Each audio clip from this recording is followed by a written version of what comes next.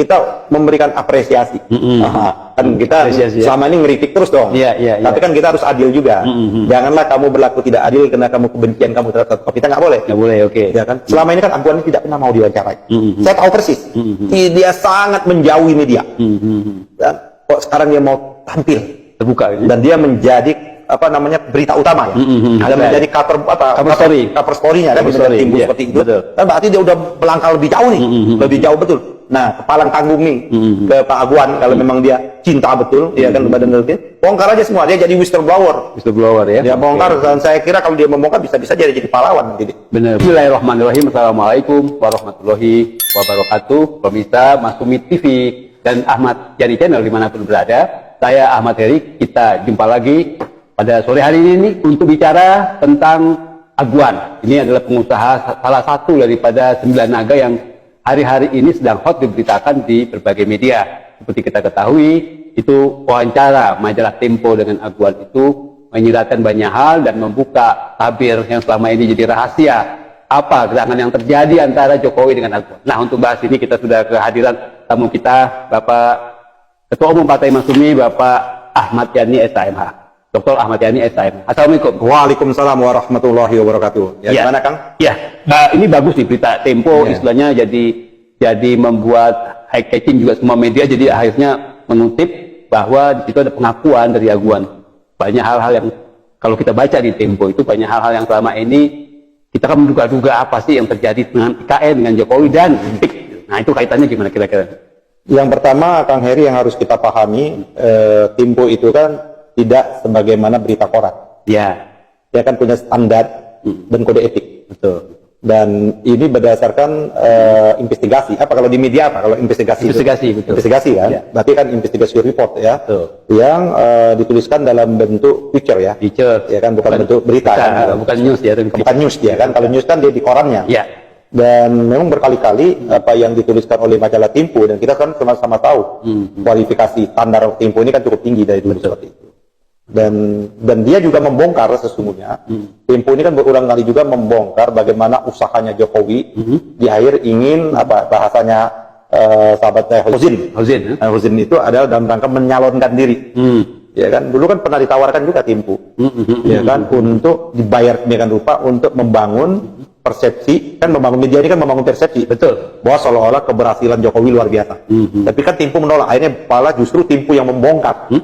Itu jadi berita. Kita tahu, artinya memang kerjaannya Jokowi ini selama ini hampir 10 tahun ditopang betul oleh para buzzer dan influencer ini. Dalam rangka pencitraan. Bukan dalam bahasa yang asli dan genuine. Betul. Nah, hal itu juga sesungguhnya secara officially pemerintah sudah membantah apa yang dihasilkan oleh para influencer dan apa yang dihasilkan oleh para influencer, satu lagi buzzer yang mencitrakan seolah-olah hebat luar biasa Jokowi ini.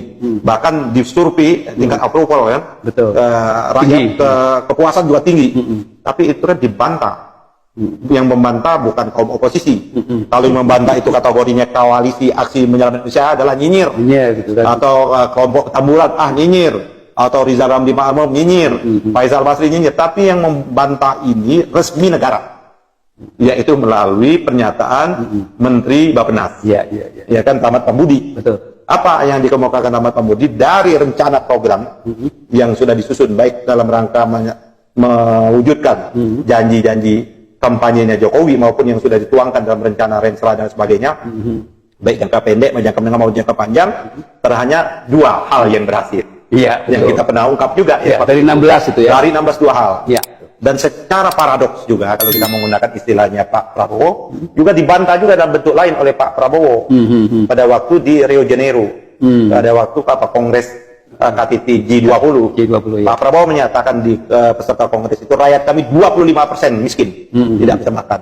Itu artinya apa yang dikatakan pertumbuhan dan lain sebagainya itu ada zong seperti itu. Nah, jadi memang ini yang sudah diungkap juga oleh berbagai banyak pihak, yang pertumbuhan dan investor yang juga masuk dan lain sebagainya.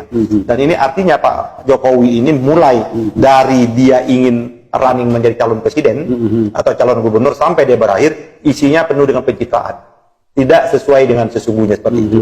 Nah, semakin lagi kita terbuka, walaupun kita mendengar rumor selama ini, ya kan, Jokowi kan menyatakan bahwa dia ingin membangun IKN, sudah berbondong-bondong di kantongnya para investor-investor, ya kan, sudah mau masuk semua, mau kewalahan dia kan. Sama juga dia menyatakan pada waktu dia mau running menjadi gubernur DKI, bahwa sudah banyak ini, ada kesulitan kita pada waktu diwawancara, saya lupa, wawancaranya tentang mobil SMK, ya kan, nanti setelah uji emisi, ini para pemesan udah luar biasa, kita kewalahan.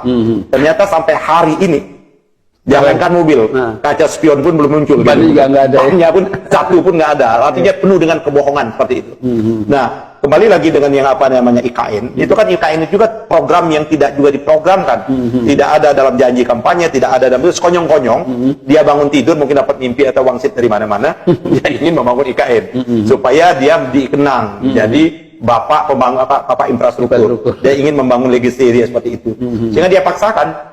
Dan karena DPR pada waktu itu dikonsolidasikan dengan dia, maka lahirlah disetujui oleh DPR. Harusnya kan belum dapat persetujuan karena belum dilakukan studi kelayakan. Ini seluruh yang menyatakan belum ada studi kelayakan tentang IKN ini. Nah, hari ini, beberapa hari ini majalah Tempo membongkar habis seperti itu. Betul. Dari pelakunya langsung. Betul. Ya, ini yang disebut Aguan ini. Aguan itu ya. Ya kan, Aguan kan menyatakan bahwa di Tempo, ya kan, menurut Aguan, kita baca aja, jangan sampai salah, kan banyak kutipan nih. Sebab kalau kita salah nanti kita disu juga kan. Menurut Aguan ini dari Tempo nih kan. Ia dan para Taipan nih. Nah, ia dan para Taipan ini 9 naga berarti kan? Ya, foto yang berfoto. Iya. Yang di dalam foto itu ada arah. Ya. Ia dan para Taipan tak bisa menolak permintaan Jokowi agar menanamkan uangnya di IKN. Itu perintah, kata Aguan. Nanti kita penggal. Seraya terbahak. Kami harus menyelamatkan wajah presiden. Klaim pemerintah bahwa ratusan investor sudah mengantri untuk memenamkan uang di IKN hanya pepesan kosong. Pepesan kosong loh. Betul. Jokowi pun menggandeng para Taipan lokal untuk menunjuk IKN diminati pemilik seperti itu. Ini kan pertama yang harus kita lihat bahwa nggak bisa menolak. Berarti kan terpaksa pada waktu itu. Dipaksa. Iya dong, dia nggak bisa menolak. Presiden kan, presiden minta, mungkin kalau ada hal-hal di belakang ini mereka takutkan kan. Maka kenapa? Dalam rangka mungkin Pak Jokowi tolong selamatkan muka saya. Ya, itu kan bahasa preman itu. Kalau preman jangan ikut-ikutan, nih muka saya mau ditaruh ke mana itu. Nah, kenapa? Karena Jokowi sudah sesumbar dan sudah berbohong sesungguhnya itu bahwa para investor sudah mengantri. Ini kan harus diwujudkan. Maka dalam rangka itulah dianggap oleh nggak ada pepesan kosong. Dan kita sudah menyampaikan kemana-mana. Dan kita sudah protes berkali-kali. Bahkan sudah ada rakyat di ibu kota itu yang di sekitarnya itu menggugat sampai ke Mahkamah Konstitusi. Sahabat saya mendapat korban itu, Edi Mulyadi. Kita bela. Hanya mengatakan Kalimantan itu tempat jin buang anak pada waktu itu. Walaupun dia sesungguhnya diksi itu tidak dianggap bersalah, hanya kurang konfirmasi dan lain sebagainya seperti itu. Jadi bukan itu yang menjadi masalah, kan menyangkut masalah investor dari Cina. Jadi apa yang ditengarai oleh Edi Mulyadi bahwa tidak mungkin datang lagi itu, siapa datang itu, ini diberikan jawaban secara kontan walaupun tengah waktunya beberapa tahun oleh Aguan seperti itu. Nah, tapi Pak Heri, saya kira ini adalah hal yang menjadi skandal.